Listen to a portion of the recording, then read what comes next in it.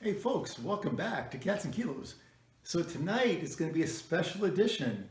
We are going to teach shuffle dancing in the simplest way possible. So if you're over 50 or any age, this will be the simplest way to learn it. And we'll cover some modifications that might make it a little bit easier for somebody that's over 50 to still look pretty good out there, even with music playing. Instead of just like basically trying to learn a couple of moves that you can maybe do on their own, you'll be able to combine these. And not only that, it's going to be simple. It's going to be just a few moves instead of spending years learning this, which is going to really probably take to get phenomenal. But as far as getting, acceptable pretty quick, I think, in my opinion, this will be the fastest way to do it. I myself am not a professional dancer, but I'm way better than I used to be. I used to be the worst dancer in the world. I have made progress in a short period of time, and I'd like to share with you some of the things that I think helped me and how you could put those together as easily as possible to come up with some system that you can make your own. So I'd like to give you a quote from what Bruce Lee apparently once said. And what he apparently said was, "I don't fear the man that's practiced 10,000 kicks one time. I fear the man that's practiced one kick 10,000 times." Now, to be honest, I don't see Bruce Lee having said that because he was a little bit of a cocky guy, and I don't see him saying that he feared any man. In fact, he actually said he doesn't fear any man. But the sentiment may have been there. He may have said something along those lines, and even if he did not, I think there's something to that. So what the sentiment is, and what he's trying to say, if he said that, was if you just practice a few things and get very good with those few things, you'll be way better off than practicing many things and not really being good at any of them, especially when it comes to practical application. So with shuffle dancing, there's so much information on the internet, it's going to be confusing. And even with myself, when I tried to get into this, I was trying to do routines before I even knew how to do any of the moves. It doesn't make any sense. How can I do routines that required multiple moves, which I had no clue of how to do any of them, you know? So what we'll show you is just a few very basic moves that you can actually combine to actually get out there and dance to some music. And so we're gonna just really do three moves and maybe a couple of variations. And the first move is going to be the running man, right, which is the classic that you might see. The second one will be like what I would call a modified Charleston, and I'll give you two versions of a couple of variations.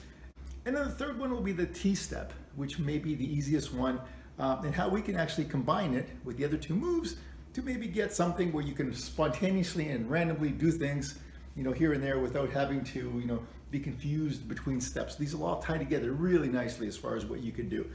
So we're going to start with the running man, the second one with, I guess, the modified Charleston, and then finally the T-step.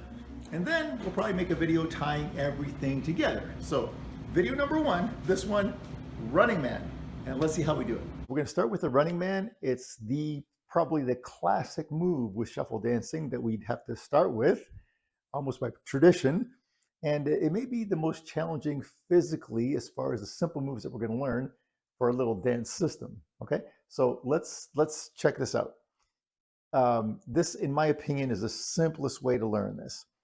And the way to do it would be just to stand on one foot. So for most people, that might be the left foot that you're going to stand on, and just raise, the right foot.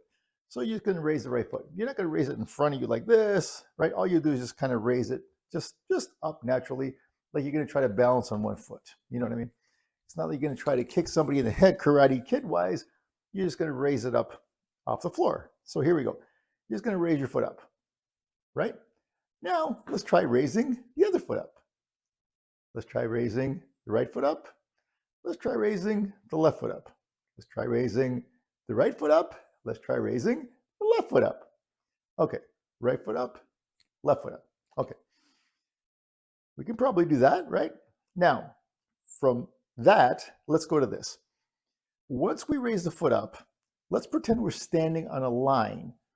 And what we're going to try to do is from this position, we're going to almost hop. So one foot ends up in front of the line and the other foot ends up behind the line. So if we raise the foot up, and let's just try to hop into this position. So the foot that's up is the one that's going to end up in front of the line, and the foot that's down is the one that's going to end up behind the line. So here we are, we're up. Our raised leg is going to end up in front of the line, and our supporting leg is going to end up behind the line. Our raised leg up ends up in front of the line, our supporting leg behind the line. Now what? Let's try to get to the position that we were before. So instead of the right foot up, from here, we're going to end up with the left foot up, but the right foot back on the line. So what I'm saying is this. What we did is we went from here to here, and let's try it. So we're standing now with the right foot on the line and the left foot up. So now we're standing with the right foot on the line and the left foot up, right? The other way around. Right foot on the line, left foot up. Right foot on the line, left foot up. So now what? We said the foot that's up is the one that we want to land in front of us. The foot that's up, we want to land in front of us, and the supporting leg is behind us. So we're doing the same thing that we did, but we're practicing it now with the other leg. Left foot up, we want it to land in front of us. The supporting leg lands behind us. Left foot up lands in front of us. The supporting leg lands behind us. Boom, right? Remember what we did before? We had the right foot up. It landed in front of us. And then we went to the second part. It was left foot up. It landed in front of us. Okay, so now we've broken down into two parts. Part one, the right foot was up. It landed in front of us. Part two, the left foot was up. It landed in front of us. So how about if we combine those two? Part one, the right foot is up. It lands in front of us. Let's get into part two position. The left foot is up. It lands in front of us. So what we notice, in order to get into part two position, what we had to do is we had to hop our front foot back onto the line. That's all we had to do. Our front foot just hopped back on the line to get our left foot up. That's all I had to do. So our transition, we had to just hop our front foot back on the line, and then our left foot went up. And now it went forward, right? So again, right foot up goes forward, right? We're going to get back to our starting position now. Left foot up, it goes forward. Right foot up, it goes forward. Left foot up, it goes forward. Right foot up, it goes forward. Left foot up, it goes forward. Right foot up, it goes forward. Left foot up, it goes forward. Right? So that's pretty much all it is to it.